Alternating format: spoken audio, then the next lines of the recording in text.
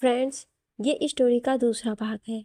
अगर आपने इससे पहले वाली स्टोरी नहीं सुनी है तो डिस्क्रिप्शन में प्लेलिस्ट की लिंक है, आप वहां जाकर के सुन सकते हैं।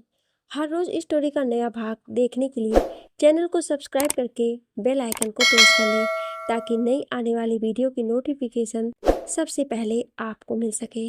और हाँ, प्लीज़ आप लोगों से रिक्वेस्ट है कि आप लोग कहानी को पूरा ज़रूर सुने। रिद्धिमा खिड़की के पास आकर खड़ी हुई और बाहर देखने लगी।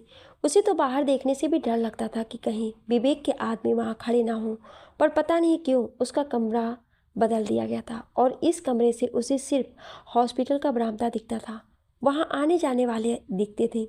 उसने देखा वहाँ अरमान खड़ा कोई फाइल देख रहा था। उसे पता नहीं क्यों लग रहा था कि वो इसी तरह अरमान को देखती जाए। तभी वहाँ एक खूबसूरत लड़की आई और पीछे से अरमान की आंखें बंद की। अरमान मुस्कुराता हुआ कुछ बोला और उसके गले मिला। फिर दोनों हंस हंस कर बातें करने लगे। पता नहीं क्यों ये देखकर रिद्धिमा की आंखें भर आई। उसके दिल ने कहा, जरूर अरमान की पत्नी या गर्लफ्रेंड होगी ये। मैंने खुद अपने पैर पर कुल्हाड़ी मारी थी। पापा ने मेरे लिए इस दुनिया का बेस्ट इंसान चुना था। मैं समझ ही नहीं पाई थी। सॉरी पापा। रिद्धिमा बेड पर आकर बैठ गई और अपनी ज़िंदगी के बारे में सोचने लगी, जिसे उसने खुद बर्बाद किया था और अब उसके बचने का कोई रास्ता नहीं था। अरमान बहुत अच्छा इंसान है, ये वो समझ चुकी थी और ये भी समझ चुकी थी कि उसे विवेक के बारे में पता चला तो वो अपनी ज़िंदगी भी खतरे में डालकर उसे बचाने की कोशिश करेगा। और रिद्धिमा नहीं चाहती थी उसके लिए अरमान की ज़िंदगी खराब हो। इन चंद दिनों में पता नहीं क्यों अरमान से उसे एक लगाव सा हो गया था। वो उससे बातें तो नहीं करता, पर रिद्धिमा हर दिन उसके आने का इंतज़ार करती थी। अरमान उससे कुछ बातें नहीं करता, जो बातें करना है मुस्कान करती और कुछ मिनट रुककर वो चले जाते, पर वो कुछ पल ही रिद्धिमा के लिए सबसे खूबसूरत पल होते थे। जिस दिन अरमान नहीं आता उसे बेचैनी सी होती थी। आज तक वो अपने खतरे के बारे में सोचती थी, पर अब उसे अरमान के लिए चिंता होने लगी थी, क्योंकि उसे पता था विवेक कितना निर्दय हो सकता है। उसे लगा उसे यहाँ से चले जाना चाहिए, जिससे अरमान पर कोई मुसीबत ना आए। वो रात का इंतज़ार करने लगी। आधी रात को वो उठ बैठी और बाहर जाने के लिए चुपके से दरवाज़ा खोला, पर अचानक उसने किसी की आवाज़ सुनाई थी। मैडम, कुछ चाहिए आपको? उसने चौंक कर देखा। उसके दरवाजे के बाहर बंदूक से लैस दो गार्ड खड़े थे। उसने नामे से हिलाया और बोली, मुझे जरा हॉस्पिटल से बाहर जाना था।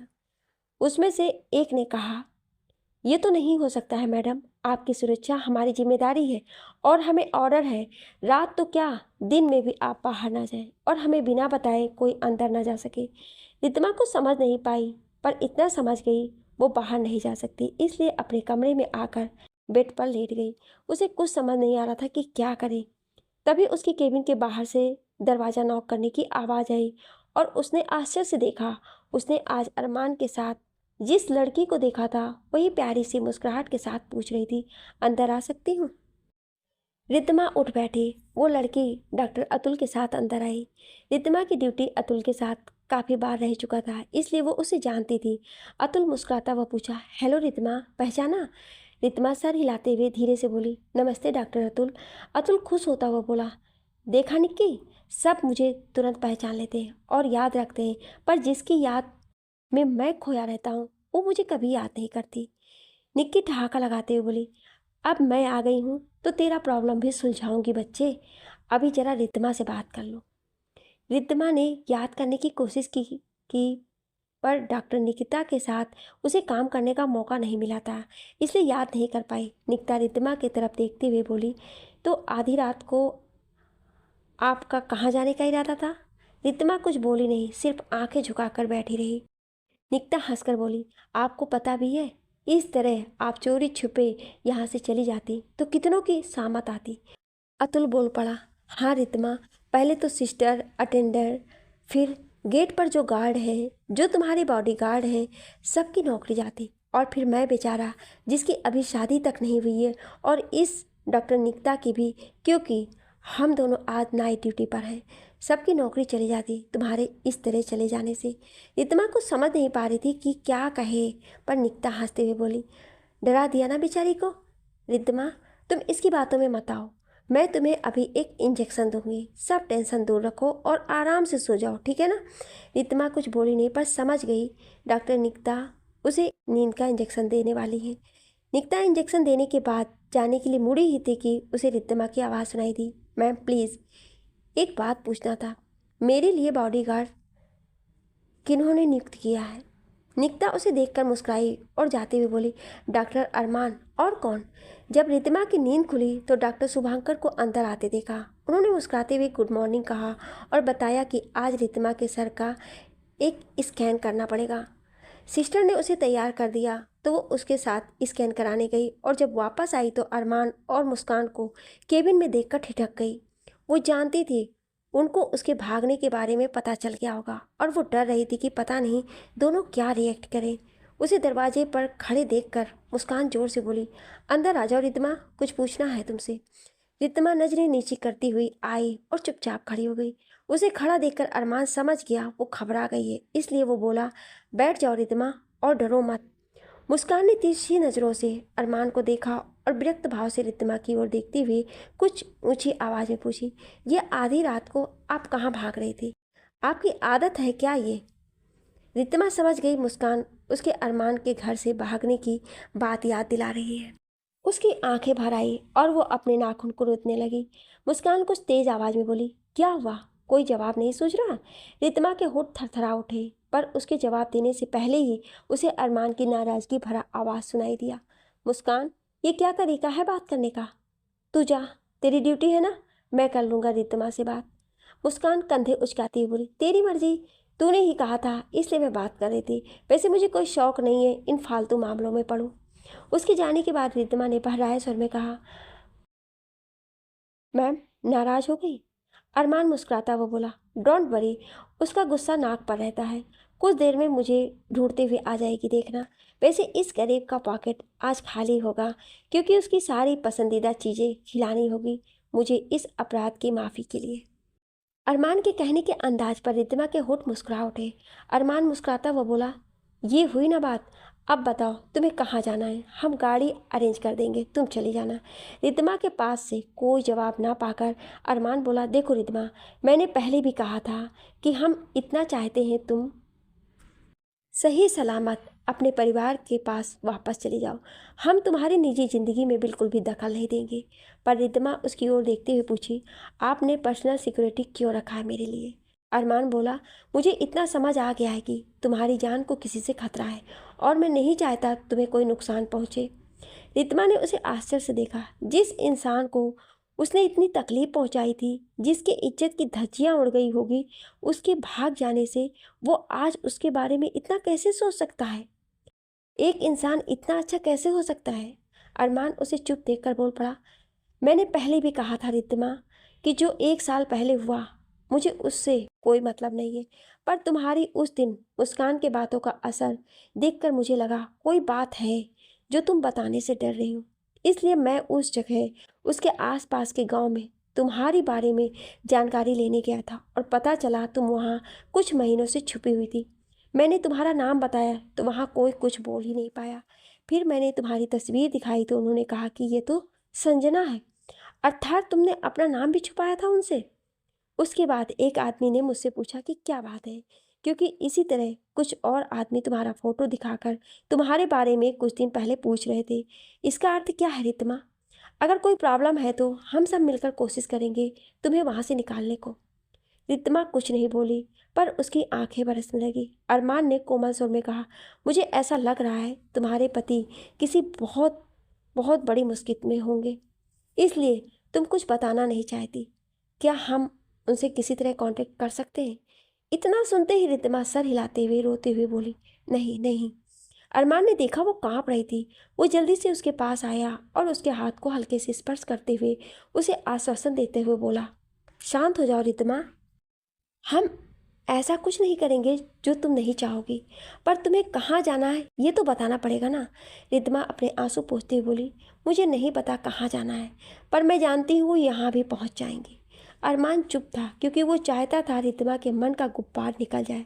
रितमा उसकी ओर देखती हुई बोली, मैं कहीं भी सुरक्षित नहीं हूँ, मैं मरना चाहती थी, तुमने मुझे मरने क्यों नहीं दिया अरमान? अरमान ये सुनकर दंग रह गया। अब उसे पूरा यकीन हो गया कि रिद्धिमा जानबूझकर उसके कार से टकराई थी। वो दृढ़ स्वर में बोला, मैं तुम्हें कुछ नहीं होने दूंगा रिद्धिमा, क्योंकि डॉक्टर शशांक मेरे आदर्श हैं और तुम उनकी बेटी हो। मुस्कान अपने मुंह में चिकन पकौड़ा ठूंसती हुई बोली, तो अरमान, रिद्धि रिद्धान कहम कहाँ? राहुल उसे घूरता हुआ बोला, क्या बोल रही है, कुछ समझ नहीं आ रहा है। पहले अपने मुंह का खाना पेट में ठूंस, तब बात कर। मुस्कान राहुल को घूरते हुए खाने को गटकती हुई बोली, वैसे तो अरमान, मैं अब रिद्धिमा के बारे में कुछ बोलने वाली नहीं थी, पर तूने इतना अच्छा ट्रीट देकर दिल खुश कर दिया। तो अब बता, तेरी इस रिद्धिमा को रखी कहाँ? उसकी जान मुसीबत में है, पर उसके लिए हम मुसीबत नहीं उठा सकते। कहीं कोई माफिया गैंग या इस शहर का डॉन उसके पीछे पड़ा हो तो हम सबकी जान जाएगी उसके चक्कर में।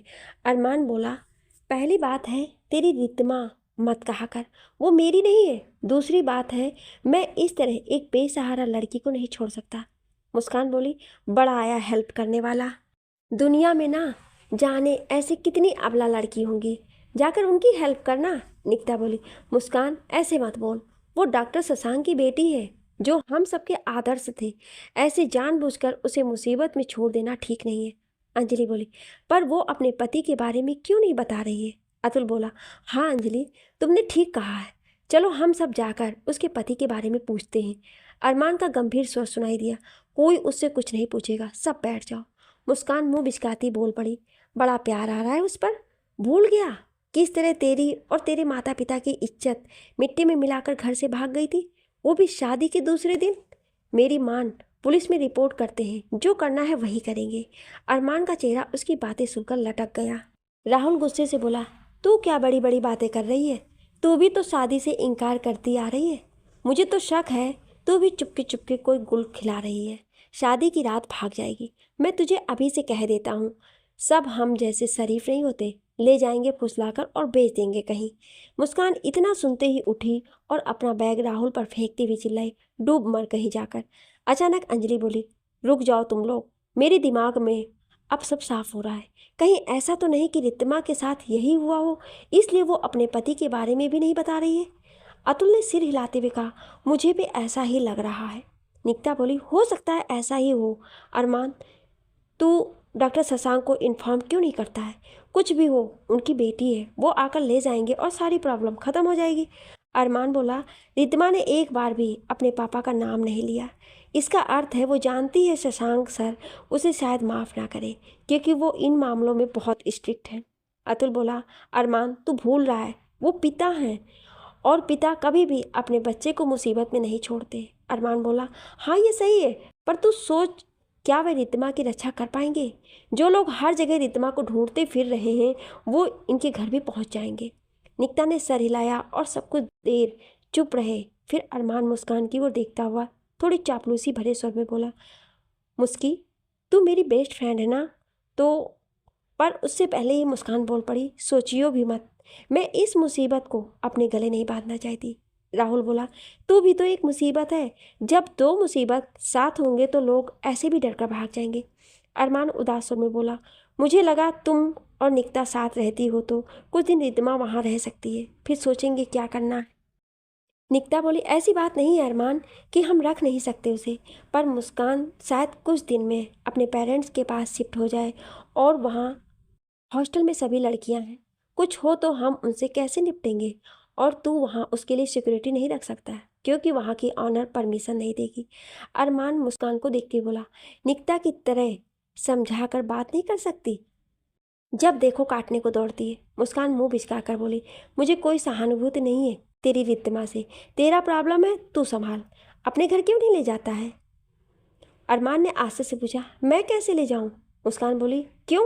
अभी तो अंकल आंटी नहीं हैं और तेरे घर की सिक्योरिटी बहुत अच्छी है, और तेरे वो तो कुत्ते, साले कुत्ते हैं या राक्षस, जब देखो काटने को दौड़ते हैं, ऐसे देखते ही मानो कह रहे हों आज तेरा ही डिनर करूँगा। अरमान हंसता हुआ बोला, तू ही डरती है, बेचारे बड़े भोले भाले हैं, पिछली बार सिर्फ तेरे नए चप्पल और नया पर्स चबाया था और कुछ नहीं। मुस्कान गुस्से से बोली, वो इम्पोर्टेंट थे, जाने दे, वो बात, तेरा कुत्ता कुछ चबाएगा तो तुझे ही भरपाई करनी पड़ेगी, तू भी जानता है। मैं कह रही थी वहाँ तू पर्सनल सिक्योरिटी भी रख सकता है, तो जब तक कोई समाधान ना मिले या अंकल आंटी वापस ना आए तू रख इस बला को। राहुल मुस्कुराता हुआ बोला, देखा अरमान, मैंने कहा था ना कि मुस्कान थोड़ी पागल जरूर है पर बहुत इंटेलिजेंट है। अरमान कुछ सोचता हुआ बोला, पर रितमा मानेगी तब ना। निकिता अरमान का पीठ थपथपाते बोली, तू ये मुझ पर छोड़ दे अरमान, मैं उसे राजी करूंगी। अरमान ने मुस्कुराते हुए सर हिलाया। अरमान कार ड्राइव कर रहा था और राहुल पास में बैठा हुआ था। रिद्धिमा और निकिता पिछली सीट पर बैठी हुई थी। रिद्धिमा अपने ख्यालों में खोई हुई थी कि किस तरह निकिता ने समझाया कि कुछ ही दिनों की बात है, फिर वो कुछ ना कुछ सोचेंगे। पर रिद्धिमा जानती थी उसकी समस्या का कोई हल नहीं है, लेकिन जब भी उसके सामने विवेक का चेहरा आता वो आतंकित हो जाती थी। इसलिए उसने निकिता की बात मान ली। उसका ध्यान टूटा निकिता की आवाज़ से, आ जाओ रिद्धिमा, हम पहुंच गए हैं। रिद्धिमा ने देखा वही बंगला जहां वो दुल्हन बनकर आई थी। वो झिझक रही थी पर निकिता ने उसका हाथ पकड़ा और अंदर चल पड़ी। रिद्धिमा ने देखा गेट के पास सिक्योरिटी गार्ड खड़े थे। अरमान ने उनसे बात करते हुए सबके साथ अंदर आया। रिद्धिमा ने देखा सामने बहुत ही विशाल और खूबसूरत बगीचा था। अचानक 4-5 कुत्ते जोर जोर से भौंकते और दौड़ते हुए उनकी तरफ आने लगे, पर वे उनकी तरफ ना आकर अरमान की गोद में कूद पड़े और उसे चाटने लगे। अरमान हंसता हुआ सबको बारी बारी से प्यार करने लगा। रिद्धिमा को डरते हुए देखकर निकिता उसे हिम्मत दिलाते हुए बोली, डरो मत रिद्धिमा, इन बेचारों को सिर्फ अरमान चाहिए, ये बेचारे हमारी तरफ देखेंगे भी नहीं। तभी उनमें से एक निकिता की तरफ दौड़कर आया और उसके पैर चाटने लगा। निकिता डरते हुए चिल्ला उठी, अरमान संभाल इसे। राहुल हो करके हंस पड़ा और बोला, अभी तो तू इन्हें बेचारा कह रही थी। रिद्धिमा भी मुस्कुरा पड़ी निकिता के चेहरे का हालत देखकर। वो कुछ वक्त के लिए भूल गई कि वो विवेक से बचने के लिए यहाँ आई है। अरमान मुस्कुराते हुए किसी को बुलाया और कुत्तों को उसके साथ भेजते हुए रिद्धिमा से पूछा, तुम्हें इनसे डर लगता है क्या? रिद्धिमा नाम में सर हिलाते हुए धीरे से बोली, मुझे कुत्ते पसंद हैं। अरमान मुस्कुराता हुआ बोला, बाद में इनसे तुम्हारा परिचय करवाऊंगा, अभी अंदर चले। अंदर आकर राहुल और निकिता थोड़ी देर बैठे और फिर चले गए क्योंकि दोनों की नाइट ड्यूटी थी। अरमान ने एक ज्येष्ठ आदमी को बुलाया जिसे वो काका कह रहा था और पूछा, आपने कमरा साफ करवा दिया ना काका? काका कुछ देर वैसे ही खड़ा रहा, फिर बोला, भूल गया बाबा। अरमान उनकी ओर देखता हुआ बोला, उफ, लगता है आपके दिमाग का इलाज कराना पड़ेगा मुझे काका। अब हमारी मेहमान कहाँ रहेगी बताओ आप। रिद्धिमा ने मेहमान सुना तो पता नहीं कैसा अजीब सा महसूस हुआ। उसके दिल ने कहा, तेरी भी क्या किस्मत है रिद्धिमा, जो तेरा अपना घर बन सकता था आज तो वहाँ मेहमान है। उसने सुना काका कह रहे थे, बिटिया आज गेस्ट रूम में रह जाओ, कल सुबह ही मैं वो कमरा साफ करवा दूंगा।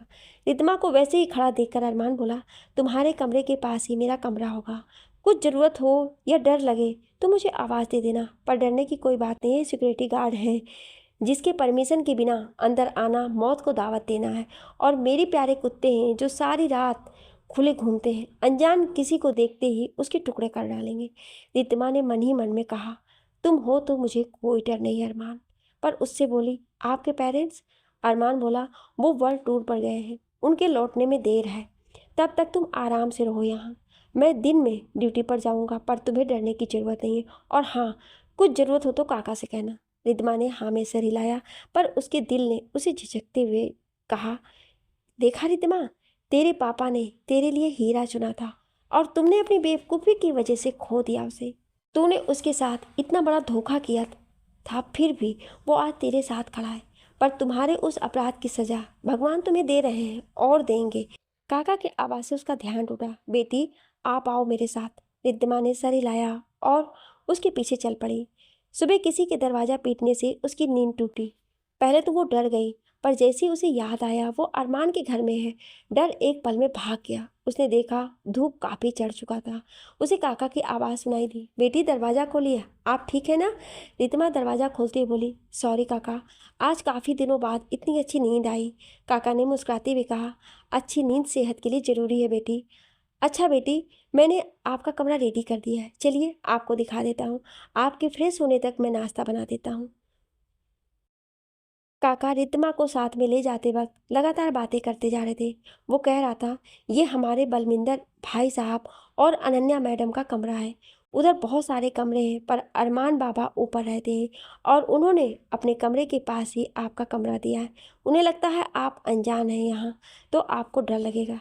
रिद्धिमा सुन रही थी। काका सीढ़ियों चढ़ते हुए पीछे मुड़कर एक बार उसे देखा और मुस्कुराते हुए कहा कि आजकल की लड़की बहुत हिम्मत वाली होती है, वो किसी से नहीं डरती है। रिद्धिमा ने दिल में सोचा, और उनकी यही दुस्साहस कभी कभी उनकी ज़िंदगी भी बर्बाद करती है। काका फिर बोले, उसने बताया कि आपका एक्सीडेंट हुआ था और आपके घर वाले अभी नहीं मिले, इसलिए आपके पास कोई सामान नहीं है। कुछ ही देर में आपकी ज़रूरत का सामान वो भिजवा देंगे, पर देखो अभी तक नहीं भिजवाया। हॉस्पिटल जाते ही सब भूल जाते हैं हमारे बाबा। रिद्धिमा ने पूछा, वो हॉस्पिटल चले गए क्या? काका ने सिर हिलाया और कहा, वो सुबह जल्दी उठ जाते हैं, सुबह उठकर पता नहीं क्या क्या एक्सरसाइज करते हैं। उधर उनका जिम खाना है। फिर अपने प्यार कुत्तों को नहलाया, उन्हें खाना खिलाया और निकल गए। तभी डोरबेल बजा। काका ने कहा, जरूर आपका सामान आ गया है, मैं लेकर आता हूँ, आप बस 2 मिनट रुको, ये आपका कमरा आ गया। रिद्धिमा ने देखा, बहुत ही बड़ा और खूबसूरत कमरा था। अरमान और उसके माता पिता और दोस्तों की बहुत सारी तस्वीरें थी उस कमरे में। अरमान बहुत ही खूबसूरत और हैंडसम दिख रहा था उन तस्वीरों में। रिद्धिमा के दिल ने उसे बैंक से देखा। तुझे कोई हक नहीं है उसे देखे, वो डॉक्टर निकिता के साथ अपनी ज़िंदगी में आगे बढ़ चुका है, और क्यों ना बढ़े। तूने उसके साथ जो किया, उससे बुरा कोई किसी के साथ नहीं करता है। आज वो तेरे लिए जो कर रहा है उसका एहसान है, और तू याद रखना, तू यहाँ मेहमान है। वो उदास और थकी सी बेड पर बैठ गई। तभी काका मुस्कुराते हुए अंदर आए। उनके हाथ में ढेर सारे पैकेट थे। उसे बेड पर रखते हुए बोले, लो बेटी, आपका सब सामान आ गया। अब आप जल्दी से तैयार होकर नीचे डाइनिंग में आ जाओ, मैं नाश्ता बनाता हूँ। तभी काका की मोबाइल बजने लगी। रिद्धिमा ने देखा, नई मोबाइल थी और बहुत कीमती।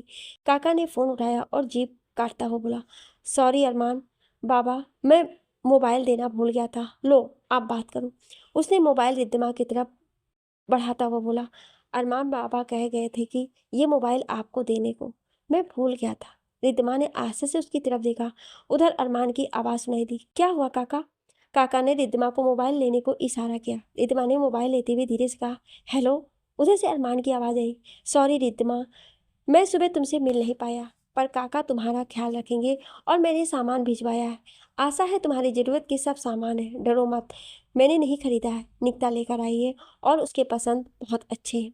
निकिता का नाम सुनकर रिद्धिमा के दिल में भूख सी उठी। उसने धीरे से थैंक यू कहा तो अरमान ने कहा, बाय, शाम को मिलता हूँ, अभी ज़रा बिजी हूँ। रिद्धिमा ने फ़ोन रखा और पैकेट खोलने पर आश्चर्य के साथ देखा कि सारे ड्रेसेस बड़ी खूबसूरत थे और उसके पसंदीदा रंग के। कुछ मेकअप के सामान थे और वो सारे रिद्धिमा शादी से पहले जिस कंपनी का लेती थी वही था। उसे समझ नहीं आया डॉक्टर निकिता को ये सब कैसे पता चला।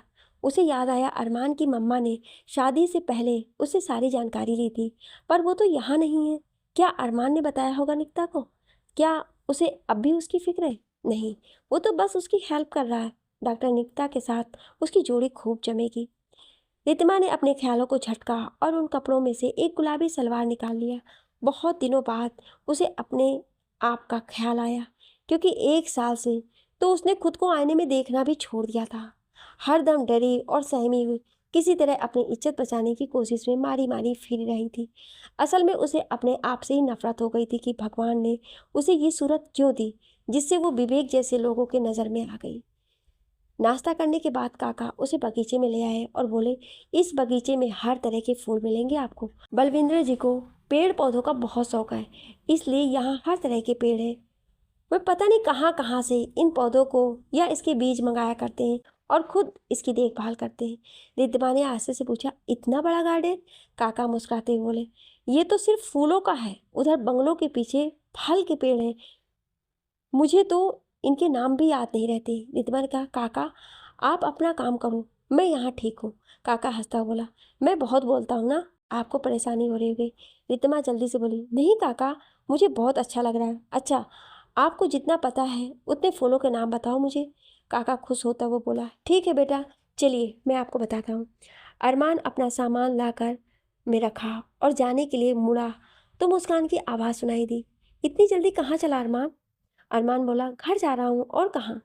मुस्कान बोली, रुक जा होते, मुझे थोड़ी शॉपिंग करनी है, चल मेरे साथ। अरमान बोल पड़ा, आज नहीं मुस्कान, आज तो राहुल के साथ चली जा। मुस्कान उसे घूरते हुए बोली, तू तो ऐसे भाग रहा है जैसे नई दुल्हन घर में तेरा इंतजार कर रही है। अरमान गुस्से से बोला, तेरा बकना जरूरी है क्या? राहुल अंदर आता हुआ बोला, उसे छोड़ अरमान, तू बता रिद्धिमा कैसी है। अरमान ने जवाब दिया, ठीक ही होगी, मैं तो सुबह ही हॉस्पिटल से आ गया था। अंजलि बोली, अरे ऐसे कैसे, बेचारी अकेली है, फ़ोन पर ही बात कर लेते। अरमान थोड़ा चुप रहा, फिर बोला, मुझे लगा अगर वो मुझे गलत समझे इसलिए। पर उसका पूरा होने से पहले ही मुस्कान हाथ हिलाते हुए बोली, आहा, जो खुद गलती करती है वो भी अब दूसरों को गलत समझ सकती है। अरमान उसे घूरते हुए बोला, मुझे लगता है मुस्की, हमें इस टॉपिक पर बात नहीं करनी चाहिए, कम से कम तुझसे, क्योंकि तुझे पता है कि मैं कितना परेशान हूँ, फिर भी जानबूझकर मेरी टांग खींच रही है। मुस्कान ने उसी तरह कहा, परेशानी को तो तूने खुद गले लगाया है अरमान डियर, मैंने तो कहा था पुलिस को इन्फॉर्म कर देते हैं, वो उसके परिवार को ढूंढ निकालेंगे। अरमान गुस्से से बोला, ठीक है तूने सही कहा, मैं अभी जाकर उसे घर से निकाल देता हूँ। इतना कहकर वो सबको हैरान करता हुआ वहां से आंधी की तरह निकल गया। राहुल ने मुस्कान को गुस्से से देखा और अरमान के पीछे दौड़ा। मुस्कान ने अरमान को इतने गुस्से में कभी नहीं देखा था, इसलिए चुपचाप बैठ गई। राहुल अरमान के पास पहुंचता हुआ बोला, यार तू तो जानता है मुझकी दिल की बुरी नहीं है, उसे तेरी फिक्र है बस। अरमान परेशान सा बोला, मैं जानता हूँ राहुल, पर मैं रिद्धिमा को लेकर सच में परेशान हूँ, मुझे उसकी सुरक्षा की चिंता है, पर मैं ज़्यादा दिन उसे अपने घर नहीं रख सकता। मैं उसकी गुत्थी सुलझाना चाहता हूँ, पर वो कुछ बोल नहीं रही है, मैं क्या करूँ बता। वो डॉक्टर शशांक की बेटी है, मैं कभी नहीं भूल सकता, मुझे उसकी फिक्र है राहुल। राहुल उसकी ओर गहरी नज़र से देखता हुआ बोला, सच बता अरमान, तू अभी भी उसे चाहता है। ये सुनकर अरमान कुछ क्षण चुप रहा, फिर बोला, मैं उसे चाहता हूँ या नहीं ये अभी कोई मायने नहीं रखता है राहुल, मुझे ये बात हर वक्त याद रहता है कि उसकी मेरे साथ शादी ज़बरदस्ती हुई थी, वो मुझे पसंद नहीं करती है, और अब उसकी ज़िंदगी में कोई बड़ा तूफान आया है जिससे उबरना उसे नहीं आता है, और मुझे उसके साथ तब तक रहना है जब तक ना उसे सही जगह पहुंचा दूं। अरमान अंदर आया और रिद्धिमा को ना पाकर काका से पूछा कि वो कहाँ है, तो काका ने उत्तर दिया, शायद सो गई है बेचारी, मैं सारा दोपहर उसके साथ बक बक बक करता रहा और वो बेचारी सुनती रही। अरमान मुस्कुराते बोला, ठीक है काका, मुझे थोड़ा काफ़ी बना दीजिए, मैं फ्रेश होकर आता हूँ। जब वो फ्रेश होकर अपने कमरे से बाहर निकला तो देखा रिद्धिमा के कमरे का दरवाज़ा खुला हुआ था। अरमान ने सोचा शायद वो उठ गई हो, इसलिए वो दरवाजे पर आया और झांका, पर वो तकिए को खुद से लिपटाकर सो रही थी। आज शायद पहली बार उसे अरमान ने इतनी चैन से सोते देखा था। अरमान के होठों पर मुस्कुराहट आ गई, ये देख कर कि बाहर खिड़की से रोशनी उसके चेहरे पर आ रही थी और वो नींद में ही मुंह बना रही थी। अरमान बहुत धीरे कदमों से अंदर आया और खिड़की बंद कर दी।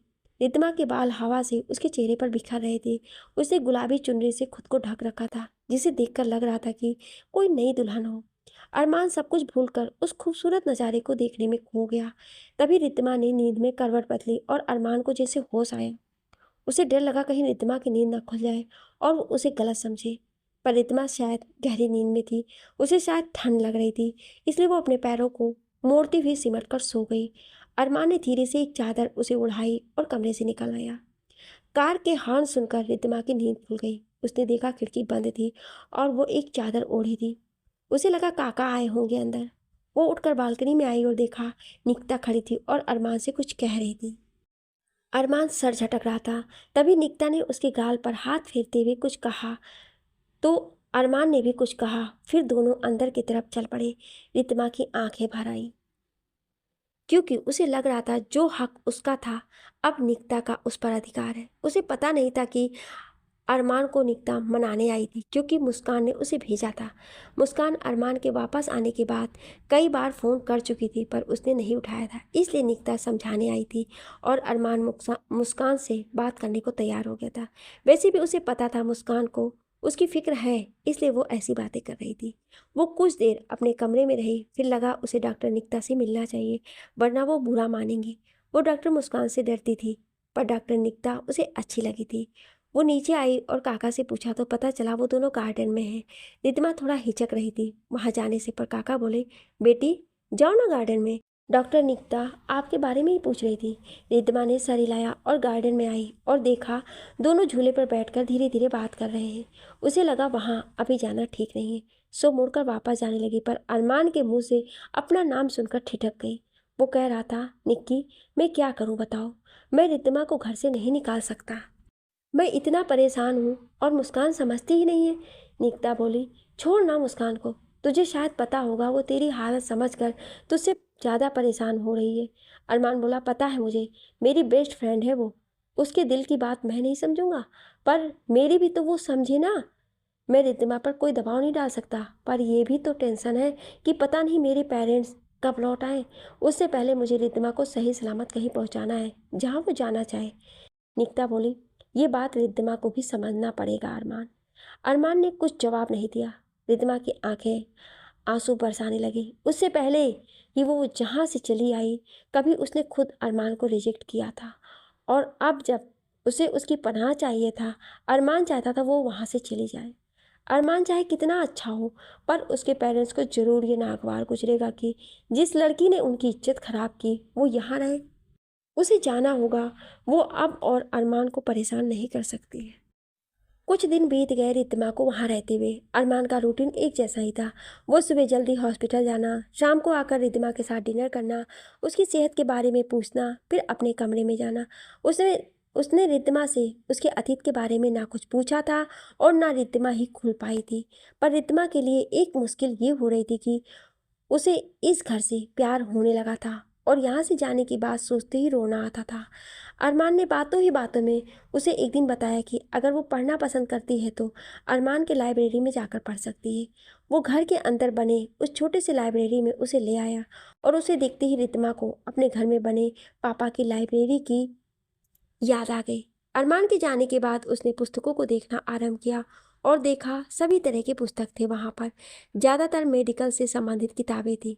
अगले दिन वो लाइब्रेरी में आई और कुछ पढ़ने का इरादा किया, और उसे आश्चर्य से लगी अचानक जैसे उसे प्रेम कहानियों से नफरत सी हो गई थी। उसे पहले इन किताबों का कितना शौक था कि पापा से छुपाकर अपने कमरे में रखती थी। पापा चाहते थे वो लाइब्रेरी में अच्छी किताबें पढ़े, मेडिकल में काफ़ी ज्ञान प्राप्त करे, पर रिद्धिमा ने कभी भी लाइब्रेरी की तरफ मुख नहीं किया था। उसने पापा को अपनी इन हरकतों से पता नहीं कितनी तकलीफें पहुंचाई थी, जिसका नतीजा आज भुगत रही है वो। अचानक उसकी नज़र कुछ पुस्तकों पर गई जो वो अक्सर अपने पापा के हाथों में देखती थी। उसने वो किताबें निकाली और पन्ने पलटना आरंभ किया, और अचानक वो कांप गई। पापा के हाथ की लिखावट थी पहले पेज पर, डॉक्टर शशांक की तरफ से डॉक्टर अरमान को। उसने देखा बहुत सारी किताबों में यही लिखा था। उसे पता ही नहीं कब पापा ने अरमान को ये पुस्तकें दी थी। इसका अर्थ है पापा अरमान को पहले से अच्छी तरह जानते थे और बहुत पसंद करते थे, वरना पापा अपने फेवरेट किताबें किसी को नहीं देने वाले थे। उसने पापा की लिखावट पर हाथ फेरा, और उसकी आंखों से टप टप आंसू बहने लगे। तभी काका वहां आ गए और उसे रोता देखकर बोल उठे, बेटी, आपकी आंखों में आंसू क्यों? कुछ हुआ है क्या? आप मुझे बता सकती हैं? रिद्धिमा आंसू पोंछते बोली, नहीं काका, कुछ याद आ गया। काका, ऐसा क्यों होता है कि हम अपने भविष्य के बारे में नहीं जान पाते कि कौन सा कहर आने वाला है? काका कुछ सोचते बोले, तब तो इस दुनिया में कोई दुखी नहीं होगा बेटी, और आप ये मत सोचो कि आप ही दुखी हैं। जो इंसान सबके सामने हंसता बोलता है वो भी अंदर से दुखी होता है। अब हमारे अरमान बाबा को ही ले लो, क्या आपको पता है उनके साथ कितना गलत हुआ? रितमा ने उसकी तरफ देखा तो काका बोला, आप मेरी बेटी जैसी हो इसलिए बता रहा हूँ। इतना भला इंसान है हमारा अरमान बाबा, पर देखो, शादी करके जिस लड़की को लाए वो उसी रात किसी के साथ भाग गई। रिद्धिमा ये सुनते ही कांप गई। काका बोल रहे थे, मेरी बिटिया उस समय बीमार थी, इसलिए मैं गांव चला गया था, पर अरमान बाबा को बहुत अफसोस था कि मैं उसके इतने बड़े खुशी के दिन में उसके साथ नहीं हूँ। पर मैं जब कुछ दिन बाद वापस आया तो सब खत्म हो चुका था। रिद्धिमा ने कांपते स्वर में पूछा, आपने उसे नहीं देखा? काका ने कहा, किसे? उस लड़की को? नहीं बेटी, अनन्या मैडम को उस पर इतना गुस्सा था कि सारे फोटोज उन्होंने जला दिए थे, पर अरमान बाबा शायद उसे अभी तक नहीं भूल पाए, इसलिए उसके लिए उसने जो भी खरीदा था उसी तरह रखा हुआ है। आप जिस कमरे में रहती हैं वो उनका कमरा था, जिसे अरमान बाबा अब तक बंद ही रखती थी, पर आपके लिए वो कमरा खोल दिया। मुझे लगता है अब वो उसे भूलना चाहते हैं। रिद्धिमा के दिल ने कहा, ये सच है, वो अब तुझे और उस हादसे को भूलना चाहते हैं रिद्धिमा, क्योंकि उसके जीवन में डॉक्टर निकता है। कितने खुश रहते हैं दोनों जब साथ रहते हैं। तुझे कोई हक नहीं है कि अब यहाँ पर रहे, पर जब तक रहेगी खुश रहे, जिससे ये यादें तेरे साथ रह जाए। रितमा अब काका को घर के कामों में भी मदद करने लगी थी। एक दिन जब अरमान नींद से उठा तो 8 बज रहे थे। वो जल्दी से फ्रेश हुआ और डाइनिंग रूम में आता हुआ चिल्लाया, काका किधर हो? इतनी देर हो गई है और आपने मुझे नहीं उठाया। अब मैं अपना बाकी काम कब करूँगा और कब हॉस्पिटल जाऊँगा? काका टेबल पर नाश्ता रखते ही बोले, आप आराम से नाश्ता करो बेटा, आपका काम रितमा बेटी ने कर दिया है। अरमान चौंकता बोला, क्या मतलब? काका हंसते बोले, रिद्धिमा बेटी का आपके प्यारे कुत्तों से अच्छी दोस्ती हो गई है। उसने सबको नहलाया और खिला भी दिया है और फिर आपका नाश्ता तैयार करके मुझे सख्त हिदायत दी है कि आपको बिना खाए जाने ना दूं। अरमान आश्चर्य से बोला, कब की उसने मेरे प्यारे दोस्त कुत्तों से दोस्ती? इसका मतलब उसे भी मेरी तरह इनसे प्यार है, और अब वो है कहाँ? काका बोले, अभी गई है मंदिर की सफाई करने। कह रही थी कि मंदिर इस तरह अस्वच्छ रहे अच्छा नहीं लगता है। अरमान को सुनकर जितना आश्चर्य हुआ उतनी खुशी भी हुई। उसने सुना काका हंसते हुए कह रहे थे, वैसे आप अनन्या मैडम की डांट से इस बार बच गए अरमान बाबा। उन्होंने जाने से पहले बार बार आपसे कहा था कि उनकी मंदिर को साफ रखें, पर आप तो उधर झांकते भी नहीं हो। अरमान हंस पड़ा और फिर बोला, काका मम्मा को पता नहीं चलना चाहिए कि ये रितमा आई थी, यानी कोई लड़की यहाँ रहने आई थी। काका सर हिलाते हुए बोले, समझ गया बेटा, कोई माता पिता ये कैसे मान लेंगे कि उनकी अनुपस्थिति में उनका बेटा किसी लड़की को लेकर यहाँ आए। और पर उससे पहले ही अरमान बोल पड़ा, बस बस, आप बहुत समझदार बन गए हो काका। काका खुश होते बोले, धन्यवाद अरमान बेटा। अरमान नाश्ता करके रिद्धिमा को ढूंढता हुआ मंदिर तक आया तो उसके घर के बगीचे के बीचों बीच था। उसने देखा रिद्धिमा एक स्टूल पर चढ़ी हुई थी और मंदिर को माला से डेकोरेट कर रही थी। काका पास खड़े उसे जो सामान चाहिए पकड़ा रहे थे। अरमान ने देखा रिद्धिमा एक खूबसूरत लाल रंग की पारदर्शी साड़ी पहनी थी और उसके साथ मैचिंग ज्वेलरी। उसने अपने पल्लू को अपनी स्लिम कमर में खोस रखा था और कमर में चांदी की चमकती करघनी पहनी थी जो अनायास ही किसी की नज़र उसकी ओर खींच रही थी। रितिमा अभी मंदिर का तोरण बनाने में मग्न थी और काका को हुक्म दे रही थी, काका रंगीन पेपर दीजिए, काका कैंची, काका टेप दीजिए, काका लाल रंग का माला, काका रिबन दीजिए। काका एक के बाद एक चीज़ दिए जा रहे थे। अरमान ने उन्हें इशारा किया कि वहाँ से जाए तो वो धीरे से वहाँ से खिसक लिए। अरमान वहाँ खड़ा है, रितमा को बिल्कुल पता नहीं था। वो अपने काम में मगन थी और अरमान उसे निहारने में। तभी रितमा ने कहा, काका रिबन दीजिए। अरमान ने रिबन पकड़वाया तो वो उसे तोरण के साइड में लगाया और अचानक झलाते बोली, काका आपको कहा था ना यहाँ पीला रिबन लगाना है, लाल तो बीच में लगते हैं। कहते हुए उसने काका को देखा और अरमान को पाकर वो घबरा गई और उसका स्टूल हिल गया और वो नीचे गिरी। उसने डर के मारे अपनी आंखें बंद कर ली, पर जमीन पर गिरने के बजाय वो किसी के मजबूत बाहों में थी। पर उसकी साड़ी का पल्लू उसकी कमर से निकल गया था और अरमान के चेहरे को ढक चुका था। रितमा ने डर के मारे अरमान के गले में दोनों बाहें डाल दिया था और अरमान की नज़र उसके पारदर्शी साड़ी से होते हुए उसकी स्लिम फिगर पर पड़ी और उसे लगा वो होश खो बैठेगा। उसके सारे बदन में कपकपी सी दौड़ गई और वो जल्दी से बोला, रितमा तुम्हारा पल्लू। रितमा ये सुनते ही आंखें खोली और अपनी हालत देखकर सर्व से लाल होती बोली, प्लीज़ मुझे नीचे उतारिए। अरमान अपनी आंखें बंद कर उसे ज़मीन पर खड़ा करते हुए बोला, ठीक है। रितमा जल्दी से अपना पल्लू ठीक करते हुए बोली, जी। अरमान दूसरी तरफ मुंह घुमाता हुआ बोला, सॉरी। रितमा जल्दी से साड़ी ठीक करती हुई बोली, मेरी गलती थी, मुझे साड़ी नहीं पहननी चाहिए थी, मुझे संभालनी नहीं आती है। इतना सुनकर अरमान मुस्कुरा पड़ा और बोला, तुम बहुत अच्छे से साड़ी संभाल रही थी, मैंने ही तुम्हें डरा दिया। वैसे मंदिर बहुत ही खूबसूरत लग रहा है, भगवान जी तुम पर बहुत प्रसन्न होंगे और तुम्हारी सारी मनोकामनाएं पूरी करेंगे। तभी अरमान का फ़ोन बज उठा। अरमान फ़ोन अटेंड करने के बाद बोला, सॉरी मैं हॉस्पिटल जा रहा हूँ, इमरजेंसी है, शाम को बात करूँगा। कहता हुआ वो जल्दी से निकल गया। रितमा कुछ देर इधर उधर देखती रही, फिर मंदिर आई और भगवान के सामने हाथ जोड़ते बोली, भगवान अगर ये बात सच है कि मेरी मनोकामनाएं आप पूरी करोगे तो बस इतना आशीर्वाद दे दो कि मुझे अब इस घर में रहने का मौका मिले और मैं यहाँ रह सकूँ। अब यही घर मेरी दुनिया और मेरे सपने हैं।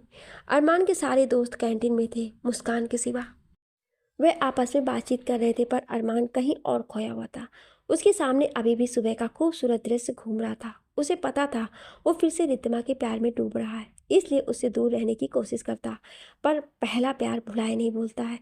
और यही हो रहा था अरमान के साथ। उसने रितिमा के सिवा किसी और लड़की को कभी इस नज़र से नहीं देखा था और उसे नहीं लगता था वो उसके सिवा किसी और से भी कभी प्यार कर पाएगा। ठीक तभी उसके कान में किसी के चिल्लाने की आवाज़ आई।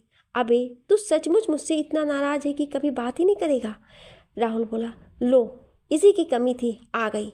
मुस्कान ने उसे घूरा, फिर अरमान के ठीक सामने बैठते बोली, मैं तुझसे पूछ रही हूँ अरमान, क्या तू सचमुच मुझसे नाराज़ है?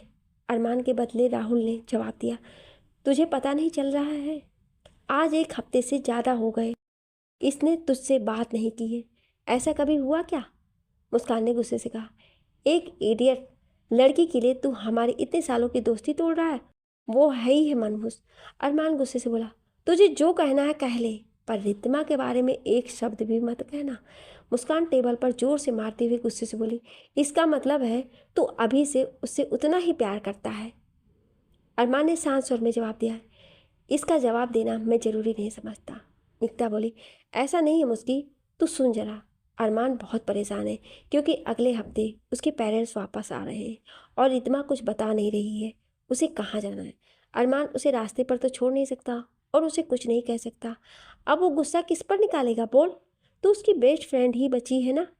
अंजलि बोली। मुझे लगता है हमें अरमान को इस मुसीबत में हेल्प करना चाहिए। अतुल ने पूछा। हम क्या कर सकते हैं अंजलि? अंजलि बोली। हम सब मिलकर अगर रितमा को समझाएं कि बिना डर के वो सच बता दे तो। निकिता बोली। नहीं अंजलि, वो और घबरा जाएगी।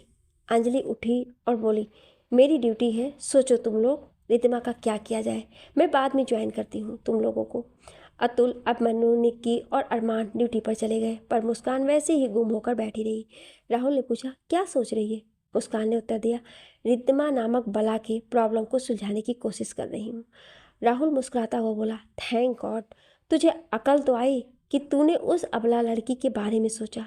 मुस्कान बोली, डम्बो कहीं का, मुझे उस मनहूस से कोई लेना देना नहीं है। मैं अरमान को मनाने के लिए ऐसा कर रही हूँ। राहुल बोला, मैं समाधान बताता हूँ, अपने साथ रख ले उस बेचारी को।